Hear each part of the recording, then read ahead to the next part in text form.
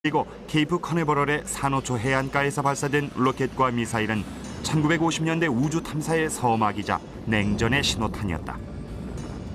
냉전 시대의 로켓 개발 경쟁에 대해 알아본다.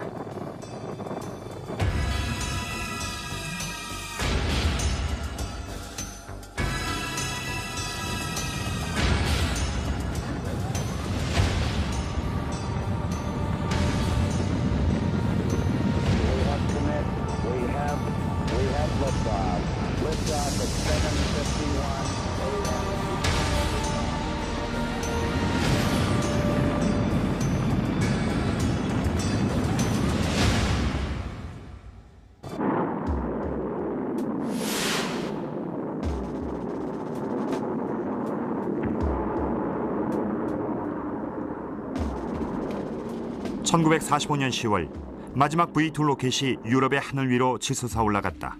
하지만 이번엔 런던과 앤트워프 등이 타격 목표가 아니었다. 순전히 과시용이었다.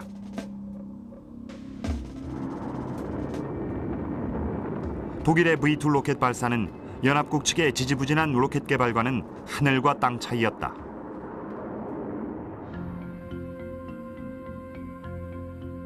미국의 로켓 연구는 독일의 로켓 개발에 대한 대응 차원에서 시작한 지 불과 1년째에 접어들었다.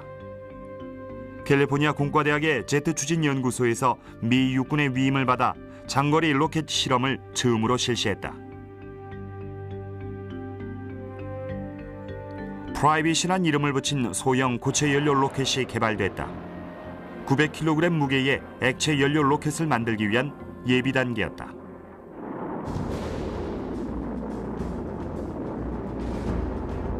V2 로켓을 실제로 입수하게 된 미 육군 병기 사령부에선 그 복잡한 내부를 보고 놀라움을 금치 못했다. 1945년 7월 뉴멕시코주 화이트 샌즈에 미사일 실험장을 세웠다.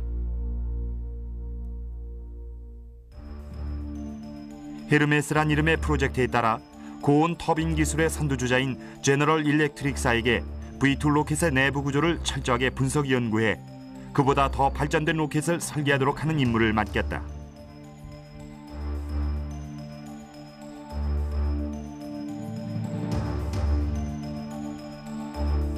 (1946년 1월) 베른헤어 폰 브라운과 20여 명의 독일 로켓 개발팀 멤버들이 페이퍼 클립 작전이란 이름의 미국 정부의 특별 계획에 따라 화이트 샌즈에 도착했다.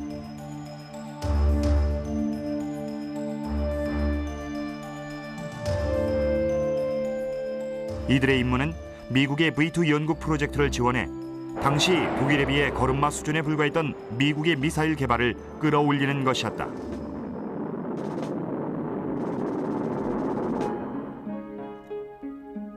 미 육군 병기개발연구소의 홀거 토프토이 대령은 독일의 미사일과 연구 인력들을 화이트 샌즈로 옮기는 임무를 맡고 있었다. 그는 헤르메스 프로젝트의 연구 영역을 확대하는 방안을 궁리했다. 각 대학과 정부 산하 연구소에 특별한 연구 기회가 주어졌다. 1946년 1월 토프토이 대령 주재로 회의가 열렸죠. 그는 V2에 대해 설명하면서 탄두 공간 속에 폭탄을 넣는 대신에 과학 장비를 집어넣는 방향으로도 연구해보라고 권유했습니다. V2가 원래 폭탄으로 만들어졌지만 이걸 대기권 상층부를 연구하거나 각자 관심 있는 과학 연구에 활용하는 방안을 찾아보라는 것이었습니다.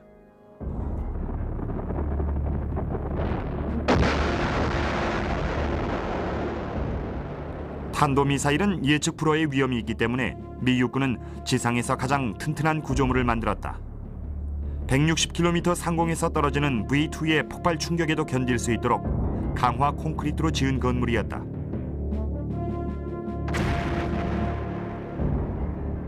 지붕은 두께가 8m였다.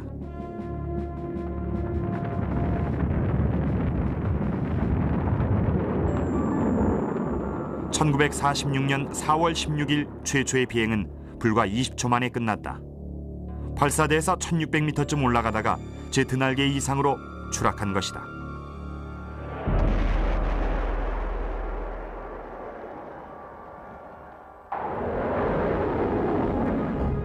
하지만 한 달 뒤에 두 번째 V2가 발사됐다. 이번엔 순조롭게 치솟아 올랐다. 우주 탐사의 시대가 다가온 것이다. 로켓을 이용해 대기권 상층부를 연구하겠다는 의미는 로켓에 관측 장비를 탑재해서 지상 160km 정도의 고도까지 쏘아 올린다는 겁니다. 거기서 온도와 압력, 대기 밀도 등을 측정하고 전리층의 전자도 측정하고요. 거대한 탄두 공간 속엔 다양한 과학 장비를 가득 집어넣을 수 있었다. 그러다 보니 V2 로켓의 무게가 원래 설계 하중보다 거의 1톤 정도 더 늘어났다.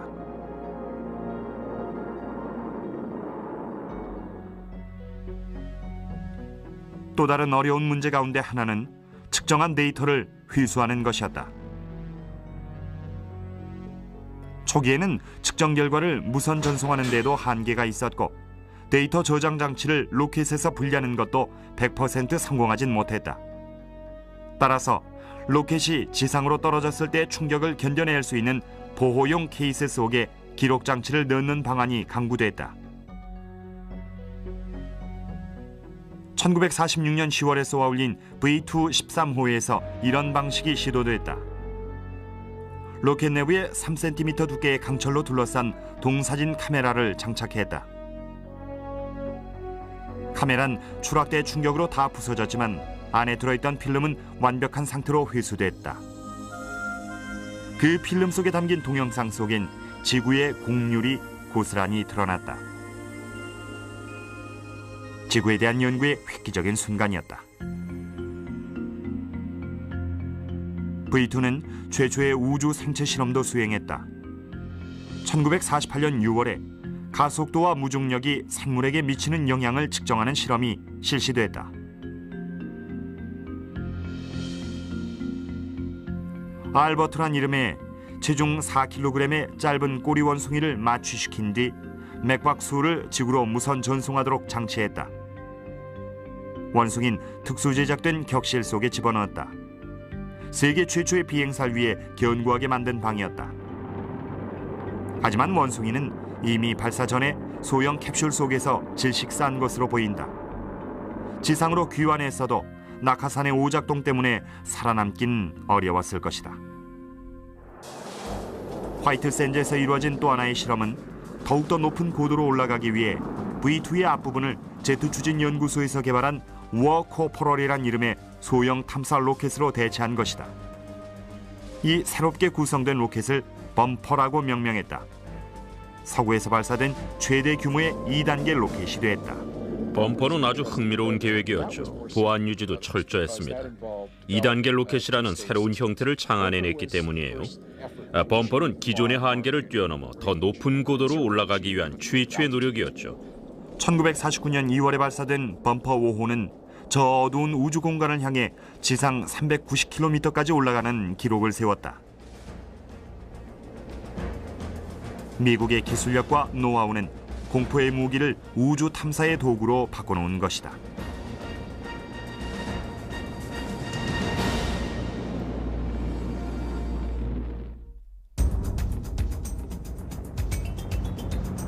(2차) 대전이 끝날 무렵에 미 해군은 로켓 개발에 대해 많은 경험을 쌓아놓았다.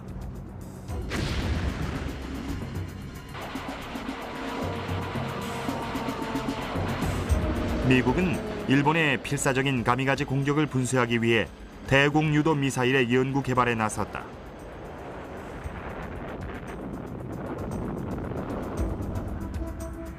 세계 최초의 레이더 유도 공대지 미사일인 배트가 고성능 전자전 장비 개발의 산실인 미 해군 연구소에 의해 개발됐다.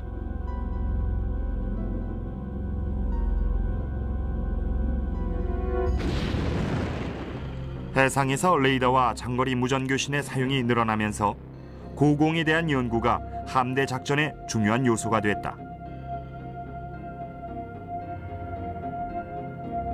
로켓을 이용해 대기권 상층부를 연구한다는 개념이 등장하자 미 해군 소속의 과학자와 엔지니어들이 선두에 나섰다.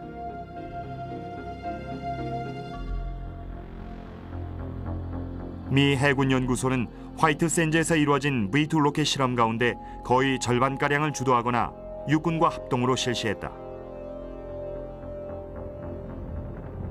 하지만 과학적 연구가 급속도로 진행되면서 실험에 쓸 로켓이 부족해졌다. 제 상관이 말하기를 저 V2 로켓도 결국 다 소모될 거야. 그때 가서는 어떻게 할 건가 묻길래 우리도 자체적으로 로켓을 만들어야 한다고 했더니 저더러 맡아보라고 하더군요. 바이킹이란 이름의 신형 로켓은 대기권 상층부를 연구하는 게 목적이었지 무기로 개발된 게 아니었다. 하지만 기술적 수준에서 V2를 훨씬 뛰어넘었다.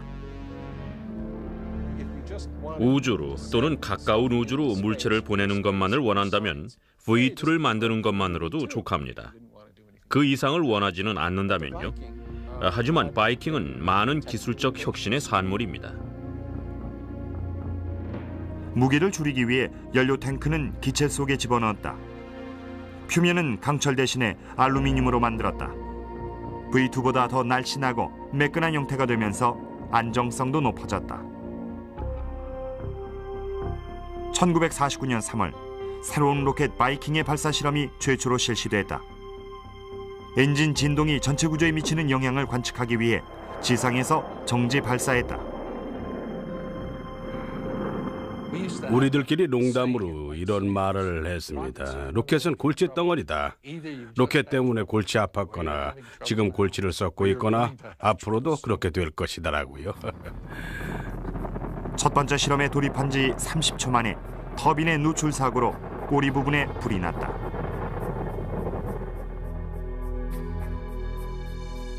바이킹은 처음부터 여러 가지 문제에 봉착했다. 따라서 완성되는 데까지 3년 가까이 걸렸다는 것도 놀라운 일은 아니다. 바이킹 내부 장치 가운데 가장 혁신적이고 기대를 모은 부분은 수평 유지형 모터였다. 로켓의 분사구가 사방으로 자유롭게 회전하도록 만들어졌다. 이론적으로는 좋은 해결책이었지만 그때까지 실제로 성공시킨 사람은 없었다. 그걸 우리가 성공시켰죠. 오늘날의 모든 액체 연료 로켓은 수평 유지형 내지 회전형 모터 방식입니다. 1949년 5월 3일 바이킹 1호가 사막의 하늘 위로 순조롭게 올라갔다. 회전형 모터는 실험거리의 중간까지 로켓을 똑바로 날아가게끔 했다. 한편 워싱턴 DC에선 바이킹 계획에 중대한 영향을 끼칠 수 있는 일들이 진행되고 있었다. 바이킹이 아직 설계 단계에 있을 무렵 미 해군 작전 부참모장 댄 갤러리 제독은 배 위에서 대형 로켓을 발사하는 방안의 타당성을 연구했다. 샌디 작전이라고 명명한 이 프로젝트를 수행할 당시 실험해 볼 수 있는 로켓이라곤 V2뿐이었다. 해군 관계자들은 연료 주입과 발사 과정에 대한 교육을 받았고 실험에 쓸 로켓 2기와 필요한 장비들이 운송돼 항공모함 미드웨이호 선상에 실렸다.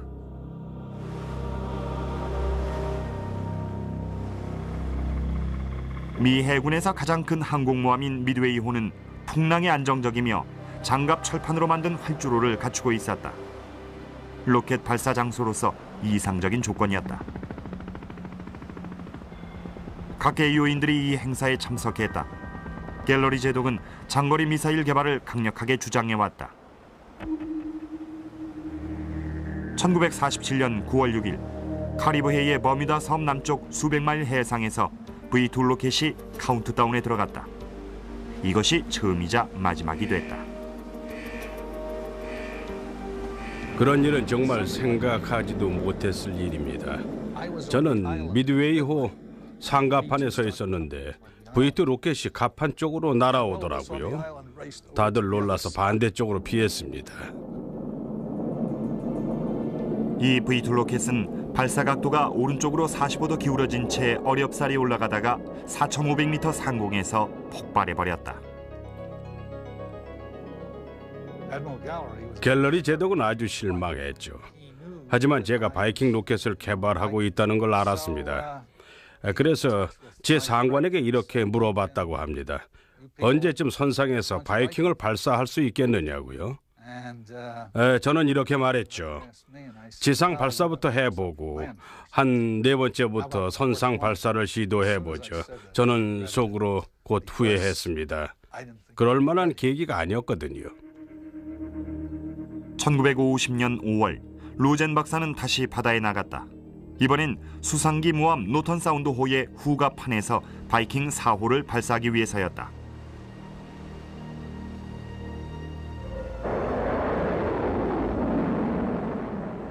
배의 진동을 보완하기 위해 상당한 주의를 기울였다.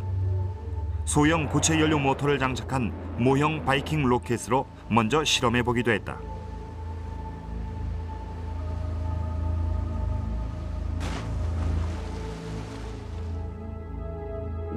(1950년 5월) 하와이 남쪽 3,200km 해상이 정박한 노턴 사운드호의 갑판에서 바이킹 4호 로켓이 발사됐다.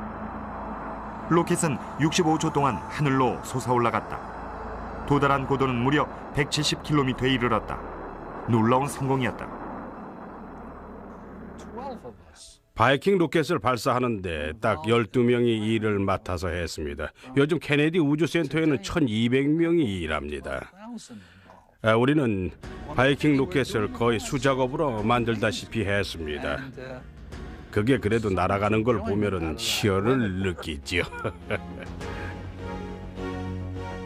더 작고 가벼운 로켓이 개발되면서 바이킹 로켓에 의한 대기권 연구는 1954년에 막을 내렸다. 더 작고 비용도 덜 드는 차세대 로켓으로 대체된 것이다.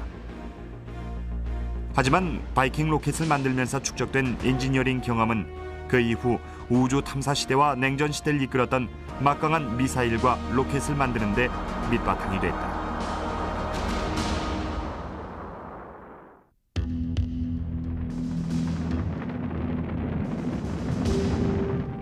화이트 샌즈에서 발사된 모든 V2 로켓은 과학적 연구 목적이라도 한 방 쏘았다는 표현을 썼다.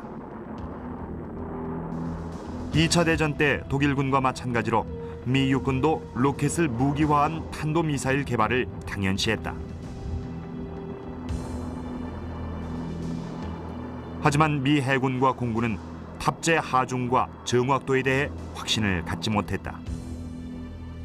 V2 로켓의 초보적인 유도 장치와 1톤 무게의 탄두는 군사적 관점에서 볼 때 그리 매력적이지 못했다. 거의 5톤이나 되는 원자 폭탄에 비해 폭탄으로서의 성능도 뒤떨어졌다. 미 공군은 미군 가운데서 최초로 대륙간 미사일의 가능성을 궁리했다. 즉 8,000km 떨어진 곳까지 목표로 삼는 것이다.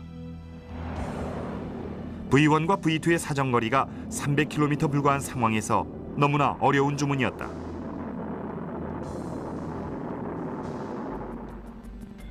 (1946년) 캘리포니아 남부에 위치한 콘베어 코퍼레이션이 탄도미사일 실험 장치를 개발하는 일을 맡았다. MX774 프로젝트라고 불리워졌다. 벨기에 태생의 과학자 캐럴 보사트 박사가 프로젝트 엔지니어를 맡았습니다.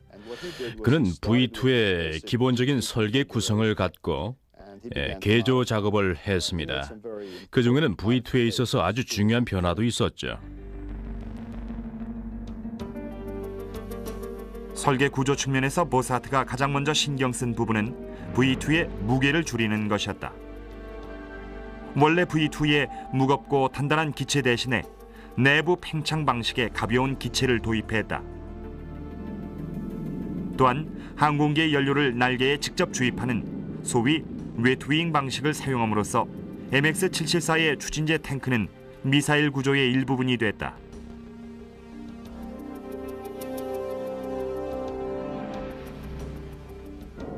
MX774는 미국 최초로 분리형 탄두 방식으로 설계된 미사일이었다.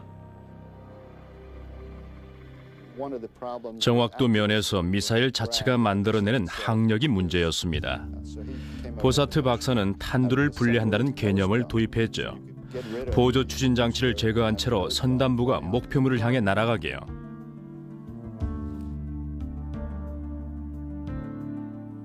동력 장치는 일종의 로켓 엔진으로서 처크 예거가 초음속 비행을 성공시킨 벨사의 X1기에서도 사용됐다.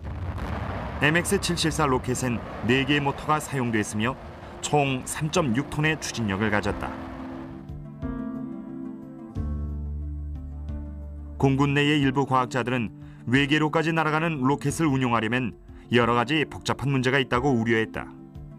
차라리 좀 더 비행기 형태를 가진 크루즈 미사일로 만들어 지구 대기권 안에서 날아가게 하자는 의견도 나왔다.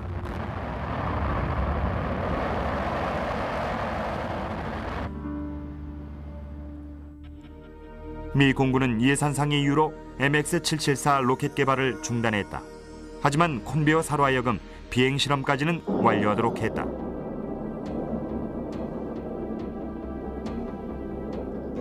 세 대를 발사했는데 그리 멀리 날아가지도 높이 날아가지도 못했고 그리 대단한 실험 결과를 얻지도 못했습니다.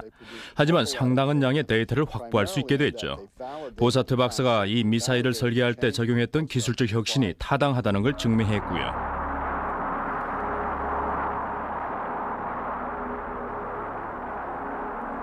콘베어사는 MX-774 로켓의 잠재적 가능성을 보고 자체적인 연구를 계속했다.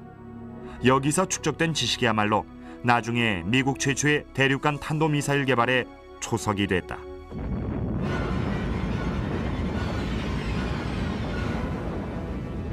미군은 좀 더 급박한 문제에 봉착하게 됐다.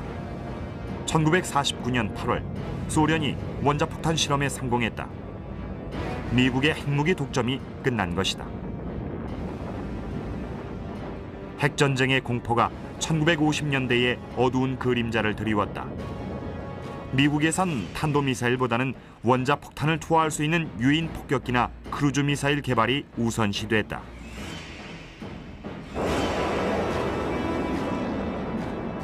다양한 형태의 무기 개발이 이루어졌다. 하지만 실전에 배치된 것은 극소수다. 노드럽사의 스나크는 2개의 고체 연료 추진 장치로 발사되는 방식이었다. 발사 4초 후에 연료 추진 장치는 분리되고 미사일은 한 대의 제트 엔진 동력에 의해 순항 고도까지 올라간다. 유선형의 긴 날개와 12톤의 연료 적재량 덕분에 스나크는 10시간까지 날아갈 수 있었다. 나중에 날개와 동체는 분리되고 핵탄두만 목표물을 향해 날아간다. 개발하는 데 거의 10년이 걸렸다. 개발하는 과정에 이런 소문도 돌았습니다. 하도 실패를 거듭하니까 실험실 천정에서 떨어지는 물방울 때문에 스나크 내부에 이상이 생겨서 그렇다는 얘기였습니다. 물방울이 정확히 거기에 떨어진 적도 없는데 말이죠. 미 해군은 자체의 핵 공격력을 증강하는 수단으로 레귤러스 미사일을 개발했다.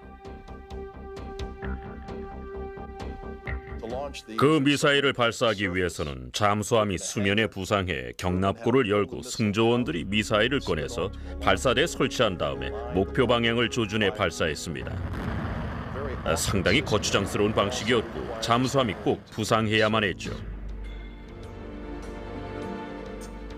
1950년대의 크루즈 미사일 가운데 가장 앞서 나갔던 것은 미 공군용으로 만든 노스 아메리칸 에비에이션사의 나바호 미사일이다. 다른 크루즈 미사일처럼 고체 연료 추진 장치를 쓰는 대신에 나바호는 독일의 V2 로켓을 계승해 액체 연료 로켓 모터를 사용했다. 초음속으로 날아가다가 고도에 도달하면 크루즈 미사일 부분이 분리돼 목표물을 향해 날아갔다.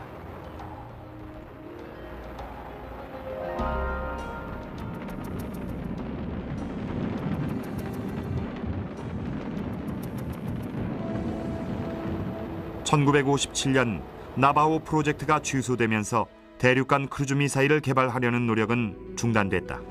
하지만 나바호는 후대에 큰 영향을 끼쳤다. 나바호는 기술적인 관점에서 아주 소중한 자산이었습니다. 특히 노스 아메리칸 에비에이션사의 로켓 엔진은 그 후 모든 군사용 미사일 프로그램에 사용됐습니다. 크루즈 미사일은 그 성능의 한계에 봉착했고 탄도미사일에 대한 반대로는 사라졌다. 하지만 미국은 허비된 시간을 만회해야만 했다. 대륙간 탄도미사일의 시대가 다가왔다.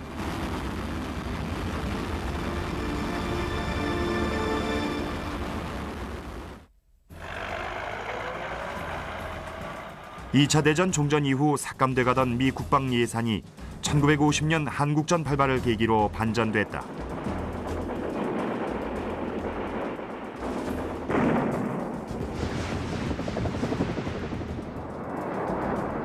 국방비 지출의 물꼬가 다시 트인 것이다. 하지만 각 군사의 경쟁 때문에 탄도미사일 개발 노력은 분산됐다. 베르네어 폰 브라운과 독일 출신 로켓 엔지니어들은 엘라바마주의 레드스톤 미 육군 병기창으로 자리를 옮겨서 사정거리 320km의 핵탄두 탑재 미사일을 개발하기 시작했다. 한편 미 공군은 콘베어사에 새로운 연구를 주문했다. 대륙간 사정거리를 가진 탄도미사일을 설계하라는 것이었다. 목표 지점 500m 반경 안에 4톤짜리 핵탄두를 투하할 수 있을 정도의 정확도를 원했다. 콘베어사에서 제안한 아틀라스란 이름의 미사일은 길이 30m에 무게가 약 120톤 나가는 대형으로 로켓 엔진 넉 대의 추진력이 필요했다. 하지만 이 프로젝트는 미사일의 탑재 중량과 정확도에 대한 관료주의적인 논쟁 때문에 답보 상태에 빠졌다. 아틀라스의 미래는 어두웠다. 하지만 대통령의 직접 지시와 핵물리학의 획기적 발전으로 인해 길이 열렸다.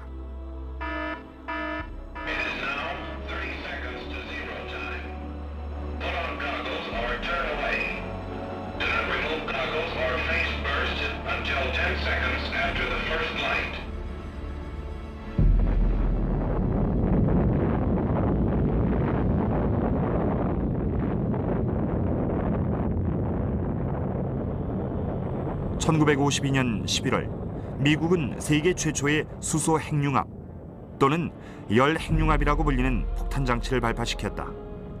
폭발은 TNT 10,000톤의 위력과 맞먹었으며 나가사키에 투하된 원자 폭탄보다 1000배나 더 강력했다.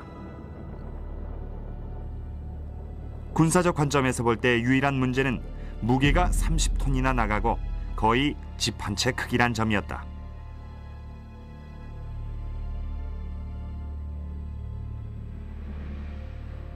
탄도미사일 개발을 주장하는 측에서는 소위 그 핵무기의 무게를 충분한 수준까지 줄인다고 가정할 때 그 정도 무게 절감이면 아틀라스 미사일은 절반 크기로 만들 수 있고 따라서 추진력도 덜 들인다면 정확도도 높아진다는 것이다. 1953년에 집권한 아이젠하워 대통령은 모든 무기 개발에 대한 심사 작업에 착수했다. 아이젠하워 대통령은 경제적인 관점에서 국가 재정을 건전화하는 걸 우선시했습니다. 예산을 삭감할 곳을 찾았죠. 지속시킬 만한 것과 폐지할 것을 구분했습니다. 당시 37살로 미 공군 참모총장 특별보좌관이었던 트레버 가드너가 탄도미사일 개발 계획에 대한 조사를 맡았다. 그는 한마디로 불독 스타일이었습니다. 고분고분하지 않았죠. 아주 유능한 사람이었지만 뭐든지 싸워서 쟁취하려는 타입이었습니다. 신경 안정제가 필요하다고나 할까요? 하여간에 공군 내 참모들 중에서 그에게 시달리지 않는 사람이 없었습니다. 가드너는 탄도미사일의 가능성에 대한 객관적인 분석을 원했다. 아틀라스로 계속 가야 할지 아니면 스나크나 나바호로 가야 할지 중대한 기로였다. 소련이 자체적인 핵무기 실험을 했다는 첩보가 입수됐다. 크기가 축소된 이 핵무기를 운반하기 위해 120톤의 추진력을 가진 거대한 로켓이 설계됐다는 것이다.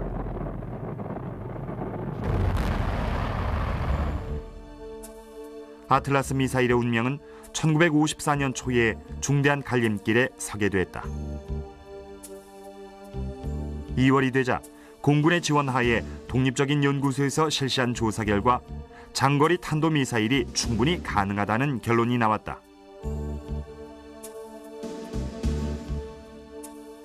그 분야의 선구적인 과학자와 엔지니어들이 아틀라스 개발 계획의 즉각 실시를 주장하고 나섰다.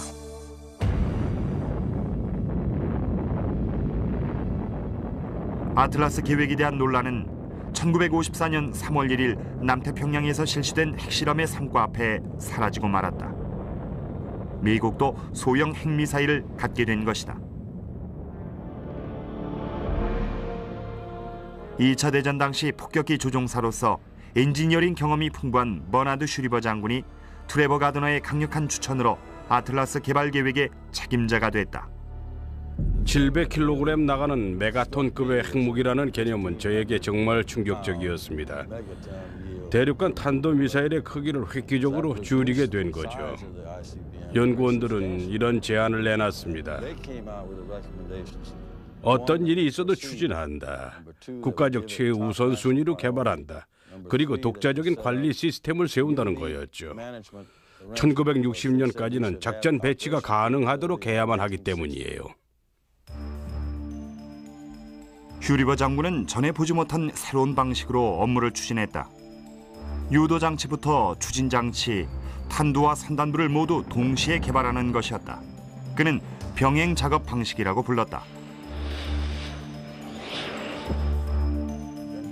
병행 작업이라는 의미는 실전 배치를 염두에 둔 발상입니다. 단순히 실험 연구와 개발 그리고 테스트만 하는 것으로 끝나는 게 아니라 인력 훈련도 실시해야 하고 물자 보고 시스템도 갖춰야만 했던 거죠. 그 모든 게 갖춰져야만 실전 배치가 가능하죠. 미사일만 만든다고 되는 건 아닙니다. 슈리버 장군은 시간과의 싸움이란 점을 명심했죠. 소련이 언제 핵탄두 로켓을 완성할지 모르는 급박한 상황 하에서 그야말로 전력 투구했던 겁니다. 엔지니어로서 나중에 TRW사의 공동 설립자가 된 사이먼 라먼은 아틀라스 미사일 개발 계획의 핵심 인물이었다. 그는 슈리버 장군의 특명을 받아 제작 과정을 지휘했다. 수많은 시스템과 서브 시스템을 위한 핵심적인 공업 기반을 만들어냈다.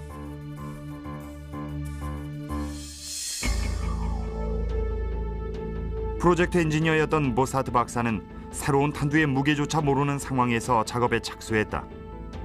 기체를 최대한 가볍게 하기 위해 표면을 동전 두께 정도의 스테인리스 스틸로 만들었다. MX774를 만들 때 개발한 내부 팽창형 구조는 기체를 일단 압축시켜 놔야 한다. 안 그러면 자체 무게를 못 이기고 만다. 폰 브라운 박사는 그게 도대체 타당한 것인지 의문을 제기했습니다. 그래서 기체를 압축시켜 놓은 상태에서 브라운 박사의 조수 한 명이 큰 쇠망치를 갖고 발사할 로켓 옆구리에 구멍을 뚫어보려고 했죠. 그런데 압축이 돼 있기 때문에 조금 찌그러졌다가 다시 원상태로 복원되곤 했습니다. 그 조수는 하여간 죽어라고 쇠망치를 휘둘러댔었죠. 새로 개조한 아틀라스는 길이 22m에 직경 3m였다. 석대 엔진으로부터 16톤의 추진력이 나온다. 이는 동시 타단 점화라는 독특한 방식으로 작동한다.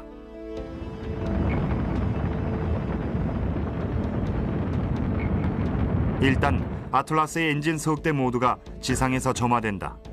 발사 후 2분이 지나면 두 대는 떨어져 나간다.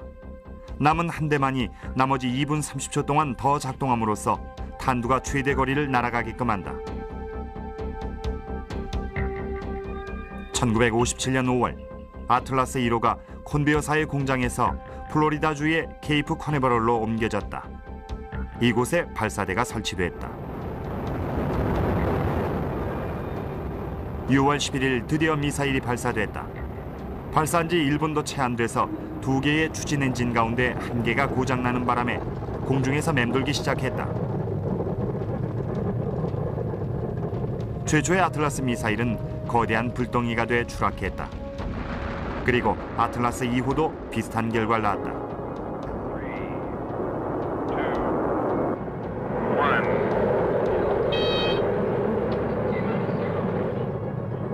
1957년 12월 세 번째 발사에서는 한 채 오차도 없이 사정권까지 솟아올랐다.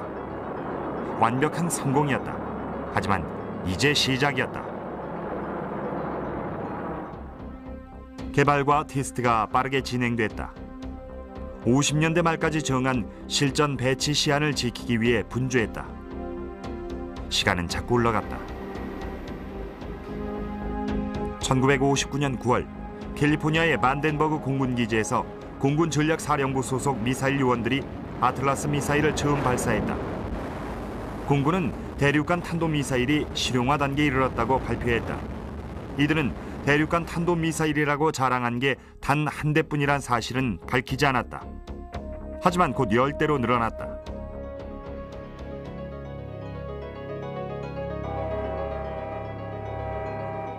사이먼 라모의 기술력, 그리고 트레버 가드너와 슈리버 장군의 업무 추진력은 대륙간 탄도미사일 개발의 초석이 됐다. 이는 미국 역사상 테크놀로지와 엔지니어링의 대성과물이었다. 그 후 5년 동안 아틀라스 미사일은 미국의 핵 억지력의 상징으로 자리매김했다가 나중에 차세대 대륙간 탄도미사일 타이탄과 미니트맨에게 자리를 내줬다. 하지만 이 과정을 통해 입증된 내부 팽창형 구조의 로켓은 새로운 임무를 맡게 됐다. 우주 탐사 경쟁의 선두주자로 나선 것이다.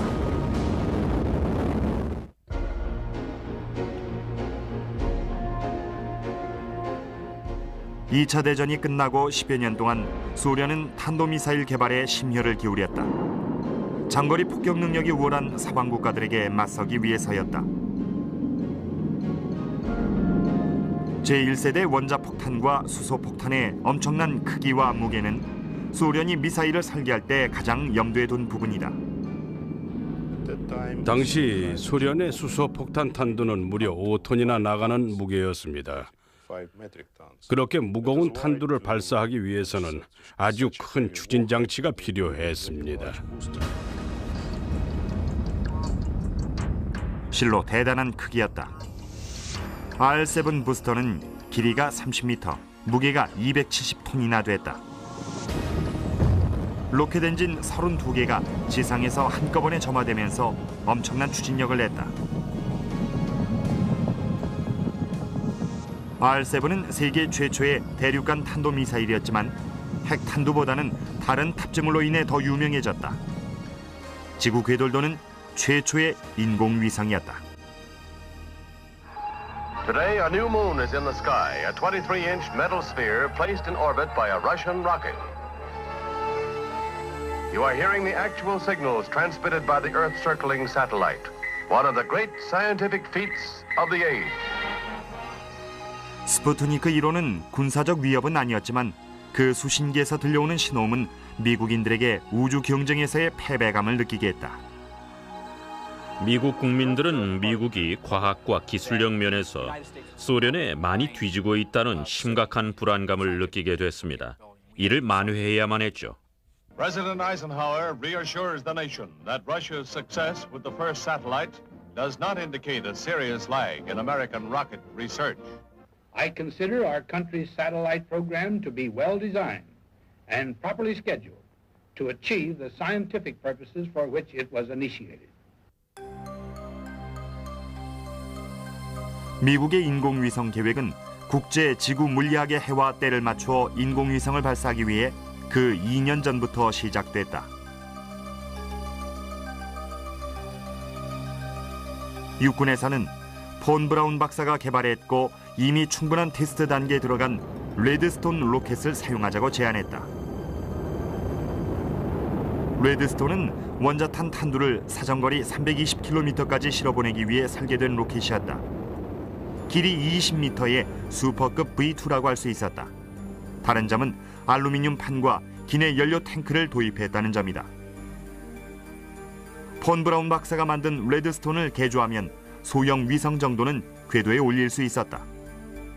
폰 브라운 박사가 그가 개발한 로켓이 거의 완성 단계에 왔다는 점에서 유리했습니다. 곧 완성할 수 있다고 장담했어요. 더구나 소련과 경쟁하고 있는 마당에 서둘러야만 할 입장이었죠. 하지만 폰 브라운 박사와 미 육군이 제안한 로켓은 해군 연구소에서 설계한 신형 로켓에 밀려 거부되고 말았다. 바이킹 로켓을 발전시킨 벵가드란 이름의 로켓이었다. 폰 브라운 박사는 벵가드 로켓이 아직 설계도 수준에 불과하다고 비판했습니다. 맞는 말이었죠.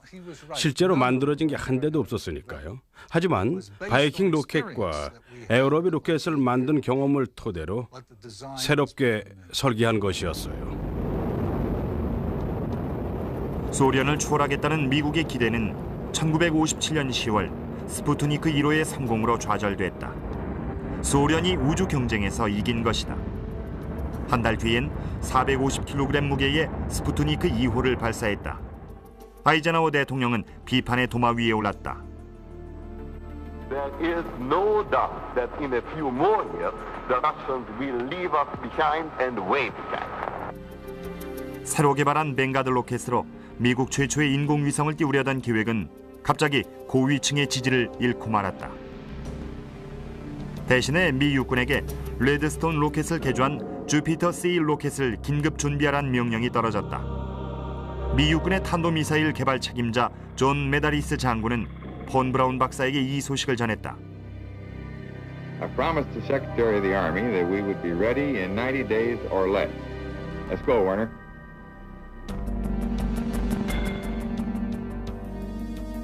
한편 뱅가드 로켓의 테스트 단계도 발사 시기를 앞당기기 위해 축소됐다. 1950년 12월 6일 케이프 커네버럴에서 1.3kg 무게의 미니 인공위성이 처음으로 완성된 뱅가드 로켓의 산단부에 장착됐다. 원래 로켓은 그게 아니었죠. 그 로켓은 아직 실험용 로켓이었어요. 최초로 조립된 3단 추진식 로켓입니다. 하지만 전 세계의 눈이 우리를 주목하고 있었고 미국으로서는 뭔가 보여줘야만 했습니다.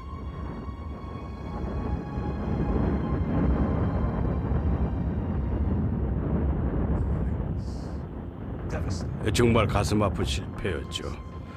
로켓 개발 경쟁에서 제가 경험한 가장 참담한 사건이었습니다. 위험성이 높다는 건 알고 있었습니다. 한 번도 실험해보지 않은 상태에서 일종의 도박을 했던 셈입니다. 그래도 성공하기만을 바라면서요. 이제 미 육군의 차례였다. 온 국민적 기대가 케이프 커네버럴의 발사대에 서 있는 주피터 C 로켓에 집중됐다. 1958년 1월 30일 저녁 제트 추진 연구소에서 개발한 익스플로러 1호 위성이 로켓에 장착됐다.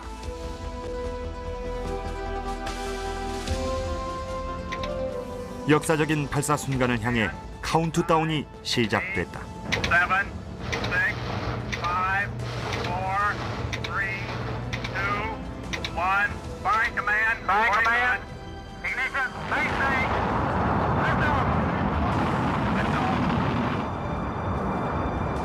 저녁 10시 48분 주피터 C 로켓이 순조롭게 발사됐다.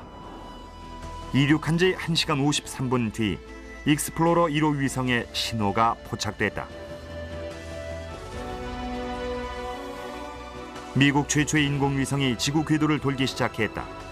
드디어 소련의 스푸트니크 5를 따라잡은 것이다. 그로부터 석 달 뒤 미국의 국가적 망신을 샀던 뱅가드 로켓도 소형 위성을 지상 5,600km 밖의 우주 공간으로 보냈다.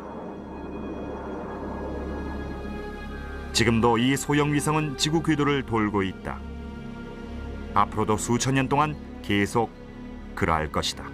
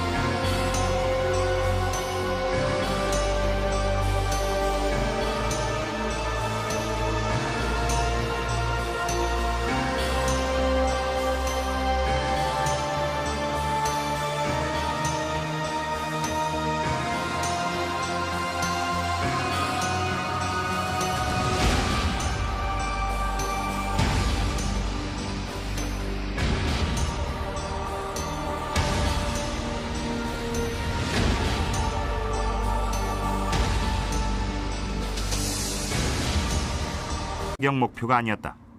순전히 과시용이었다.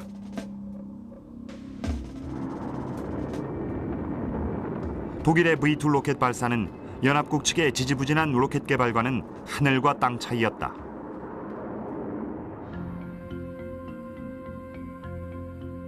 미국의 로켓 연구는 독일의 로켓 개발에 대한 대응 차원에서 시작한 지 불과 1년째에 접어들었다.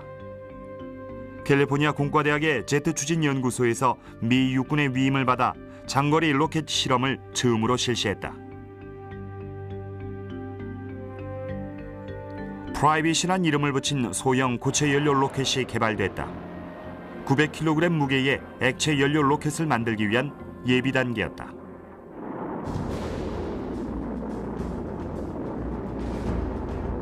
V2 로켓을 실제로 입수하게 된 미 육군 병기사령부에선 그 복잡한 내부를 보고 놀라움을 금치 못했다.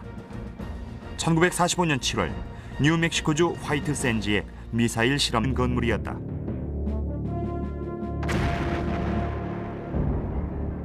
지붕은 두께가 8m였다.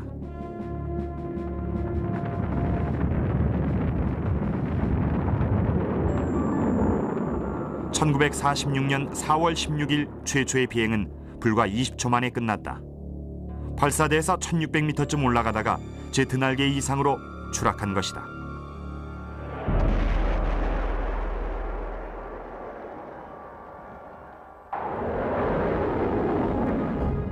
하지만 한 달 뒤에 두 번째 V2가 발사됐다. 이번엔 순조롭게 치솟아 올랐다.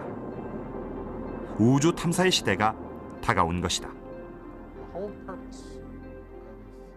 로켓을 이용해 대기권 상층부를 연구하겠다는 의미는 로켓에 관측 장비를 탑재해서 지상 160km 정도의 고도까지 쏘아 올린다는 겁니다. 거기서 온도와 압력, 대기 밀도 등을 측정하고 그리고 케이프 커네버럴의 산호초 해안가에서 발사된 로켓과 미사일은 1950년대 우주 탐사의 서막이자 냉전의 신호탄이었다. 냉전 시대의 로켓 개발 경쟁에 대해 알아본다.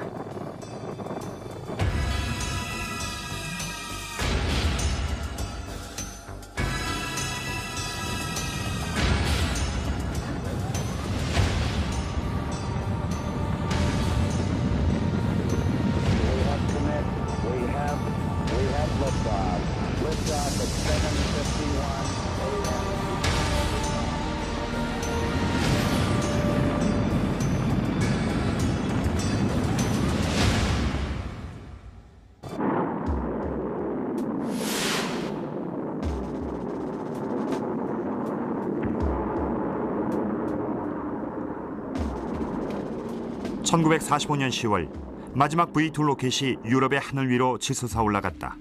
하지만 이번엔 런던과 앤트워프 등이 탄장을 세웠다. 헤르메스란 이름의 프로젝트에 따라 고온 터빈 기술의 선두주자인 제너럴 일렉트릭사에게 V2 로켓의 내부 구조를 철저하게 분석 연구해 그보다 더 발전된 로켓을 설계하도록 하는 임무를 맡겼다.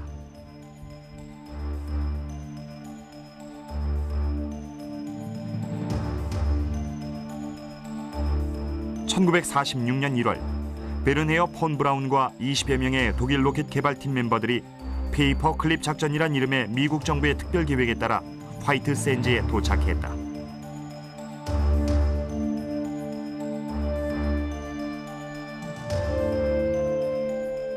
이들의 임무는 미국의 V2 연구 프로젝트를 지원해 당시 독일에 비해 걸음마 수준에 불과했던 미국의 미사일 개발을 끌어올리는 것이었다.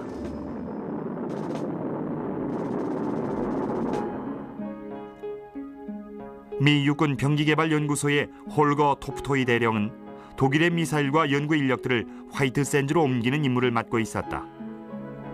그는 헤르메스 프로젝트의 연구 영역을 확대하는 방안을 궁리했다. 각 대학과 정부 산하 연구소에 특별한 연구 기회가 주어졌다.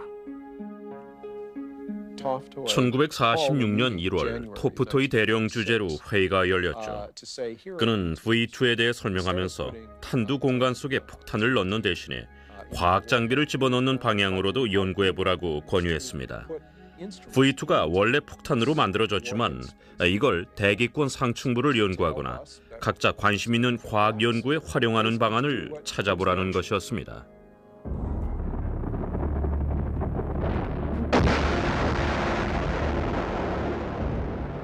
탄도미사일은 예측 불허의 위험이 있기 때문에 미 육군은 지상에서 가장 튼튼한 구조물을 만들었다. 160km 상공에서 떨어지는 V2의 폭발 충격에도 견딜 수 있도록 강화 콘크리트로 지은